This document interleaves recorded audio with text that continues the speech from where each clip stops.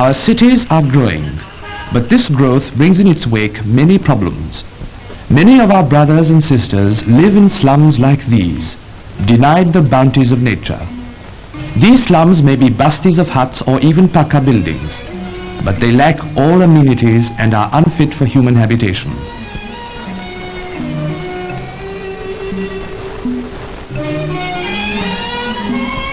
The narrow winding lanes shut out the sun and air. Lamps keep burning even during the day. Sadness and resignation are writ large on their faces. The children grow up uncared for. The sick cannot be segregated. They stay in the midst of the healthy, spreading disease and death. The overcrowding and squalor provide fertile soil for juvenile delinquency. Men and animals are huddled together. Water is scarce. Civic amenities are totally lacking. Looking at such a slum, Gandhiji once said, "One has to see it with one's own eyes to believe that such places exist for human habitation." How are these slums created? There are many causes, but the search for employment is the most important one. Agriculture is the mainstay of our country, but the population is growing, increasing the pressure on the land. To add to this, we have crop failures. The villagers grow despondent. But what is to be done? Ah, here comes Ramesh back from the big city. Isn't he smart? The city, he tells his friends, is full of opportunities. He paints a rosy picture of life in the city.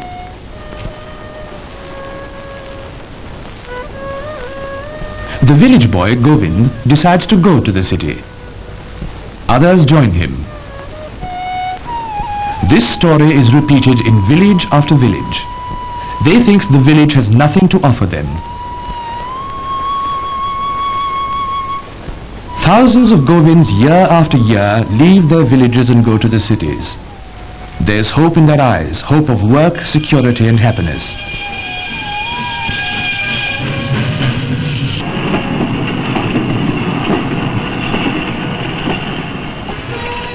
The big city, with its tall buildings, wide roads and buses and trams, enchants the villagers. This is indeed paradise. But the paradise eludes poor Govind and his friends. They are fit only for unskilled labor.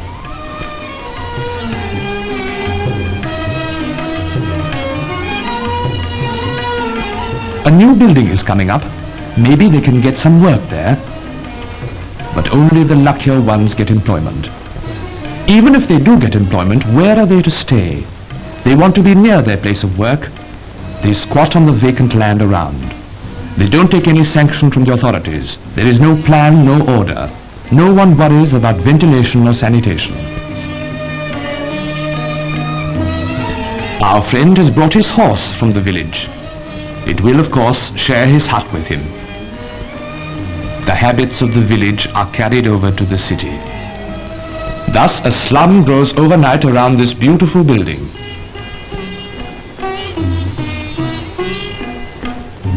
Meanwhile, other Govinds arrive and find shelter with their village folk. With the least semblance of civic amenities, congestion and insanitation have reached the highest pitch. Women cook there, men relax there, and children play there. Looking at these slums, at the subhuman conditions in which men and women live there, we feel that immediate action must be taken to change all these. Thus came the clarion call from Prime Minister Nehru.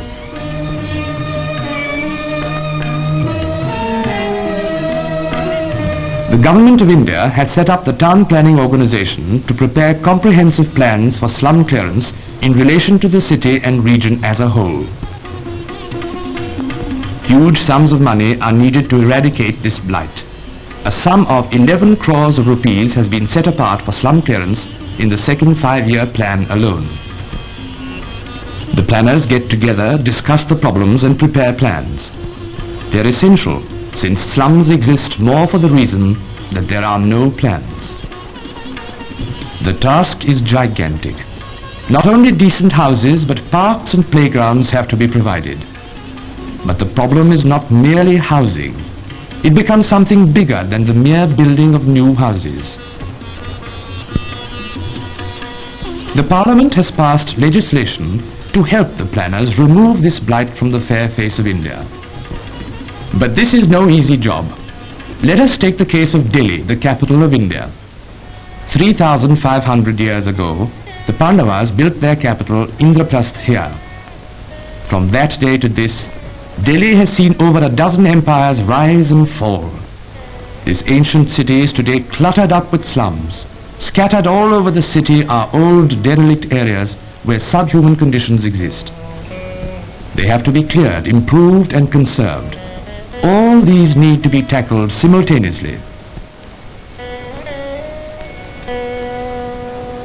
The Mughal Emperor Shah Jahan built this city here over 300 years ago to house 60,000 people. But today it holds 9.5 lakhs. There was a sudden influx of population in the wake of partition. 500,000 displaced persons swarmed into Old Delhi, doubling the city's population overnight. Junk huts went up on every vacant lot of land. Shops and insanitary eating places sprang up everywhere like mushrooms.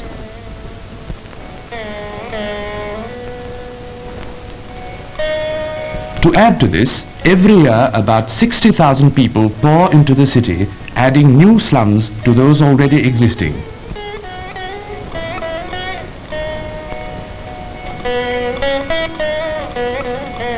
The Jama Masjid, a majestic reminder of our glorious past, was once a beauty spot. The adjoining Maidan was a healthy playground for children. It afforded solace to the spirit and body alike. Today, the approach to the masjid is choked up. A vast slum has grown all round. There are shops selling every kind of queer merchandise. Junk shops have grown by the 100. What was once a beauty spot has become an eyesore.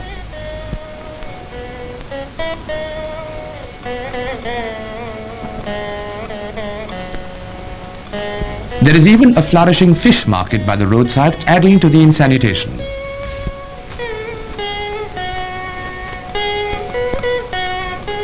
Men and cattle live here side by side as they do in many other parts of the city.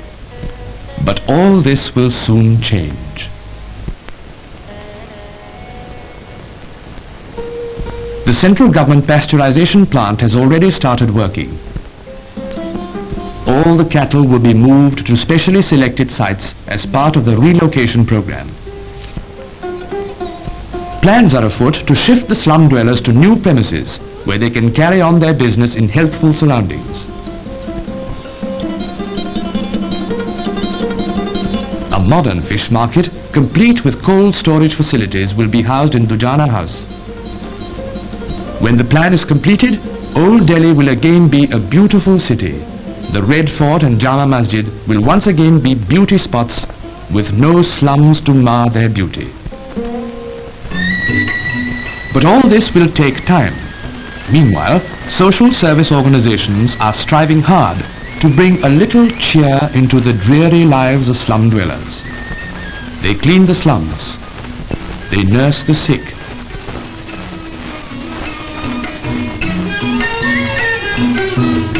Children are the wealth of the nation, and they need nourishment and education for their healthy growth.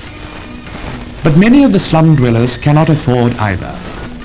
Social service workers provide the much-needed education and nourishment.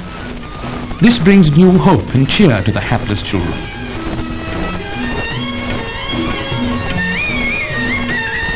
Resettling slum dwellers is a difficult task. Many of them cannot afford to pay any rent at all.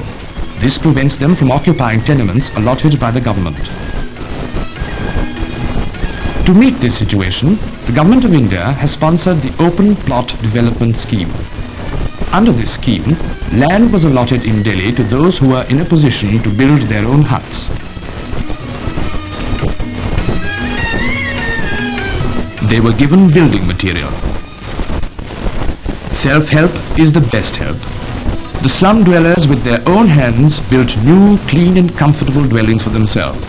This was a unique experiment in resettling slum dwellers.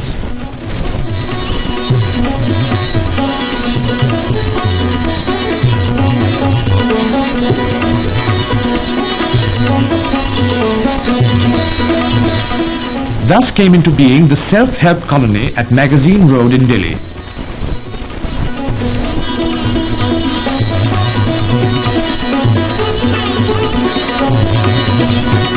More land will be developed under this scheme. Sites have been selected not far from the place of work of the slum dwellers. The slums in the heart of the city have to be demolished, but moving the slum dwellers from there is no easy job. The social workers approach Raju, the Chaudhary of the slum colony, and try to reason with him. But Raju refuses to vacate. Others join him. The slum offers them some shelter. Where will they go if they leave the slum? The slum is close to their place of work. They do not want to be shifted to some faraway site. The social workers understand these difficulties. They explain the slum clearance plans with great patience and try to convince them that it is all for their good. Models of the colonies that are planned to be built are shown. They are shown how well they are connected with their workplaces.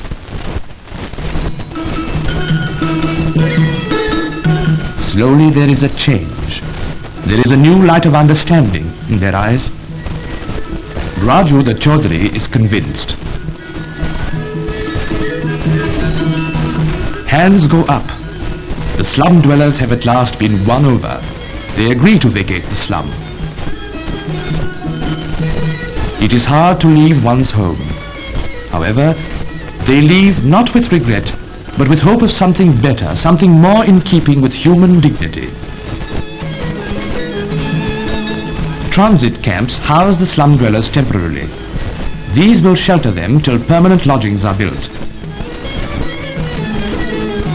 Raju, who scoffed at the social workers and would not vacate the slum, is quite happy in the new surroundings. Meanwhile, the old order changes, yielding place to new. Municipal demolition squads get busy. Dirt and squalor are swept away. In their place will come up new colonies, colonies conforming to certain minimum standards of living. A new chapter will begin in the lives of slum dwellers. They will then be able to live with dignity and decency.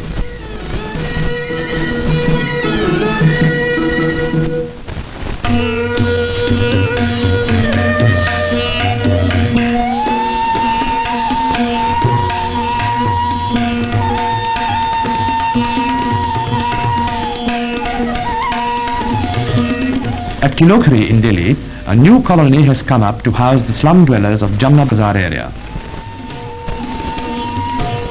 New tenements have also come up at Shahadra in the suburbs of Delhi.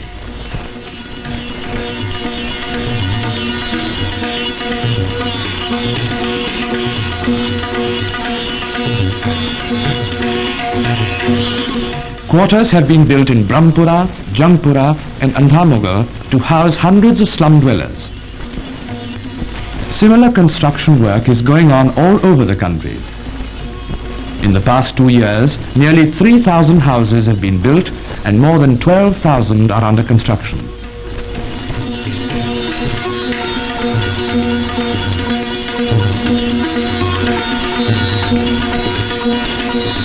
Madras State in particular has made commendable progress in the work of slum clearance.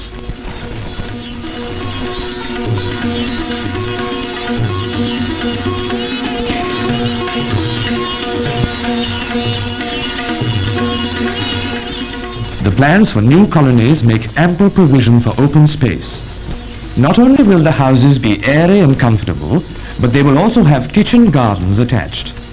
Who would not like to grow nourishing vegetables in his own backyard? But that is not all. A neighborhood school will take care of the education of children. Here they will learn to grow up to be responsible citizens.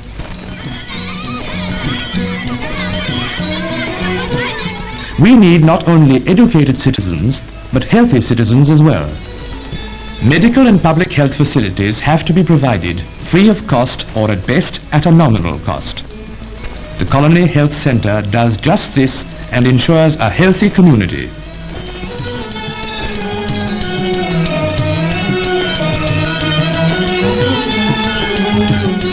A shopping centre included in the plan will provide them with all the necessities of life.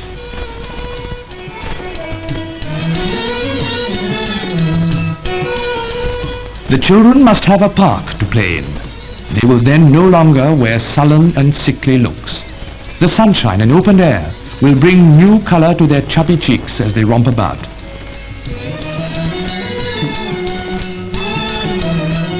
The whole pattern of life of the slum dwellers will change. How they live is just as important as where they live.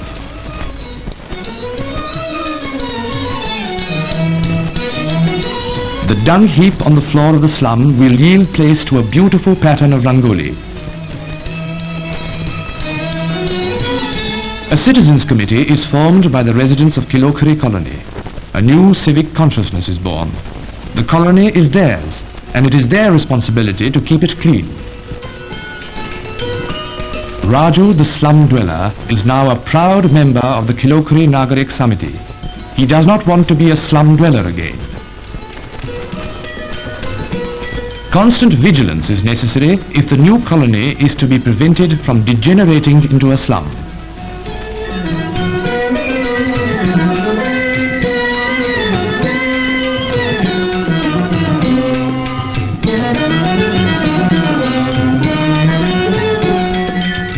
The onslaught on slums has begun. The Katras of Delhi, the Bastis of Calcutta, the Charles of Bombay, the Ahtas of Kanpur, the Cherries of Madras will soon disappear. In their place will rise well-planned colonies, colonies with the gifts of nature abounding.